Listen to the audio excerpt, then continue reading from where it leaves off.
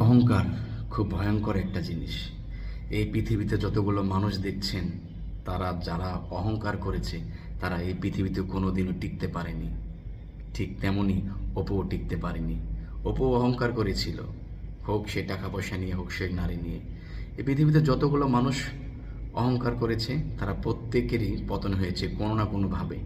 অতএব যে যত তাড়াতাড়ি অহংকার মুক্ত হবে সে তত তাড়াতাড়ি ভালো থাকবে, যে যত বেশি অহংকারী হবে সে তত তাড়াতাড়ি পতন হবে। এটাই সত্যি। তারই নজির হচ্ছে অপু। আসলে তার কপালটা ছিল এরকম। চলুন শুনে আসি অপুর মুখ থেকে কিছু কথা।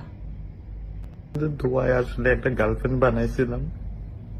আমার গার্লফ্রেন্ড যখন দেখে যে আমাকে মানুষ গালাগালি করে, তখন সে আমাকে বলে যে আমি তোমার সাথে নাই, আমি তোমাকে ছেড়ে দিচ্ছি। সেও আমাকে চলে গেছে। আমি ভাবছিলাম যে একটা বিয়ে করব, কিছুদিনের ভিতরে এই বিয়েটা করে নিব ওরেই। তাও আর হইলো না। আপনাদের জন্য আমি না পারলাম বিয়ে করতে, না পারবো এখন দেশে আসতে, না কিছু করতে পারবো। এখন আমার লাইফে তো আর কিছু নাই। আমার লাইফটা একদম একদম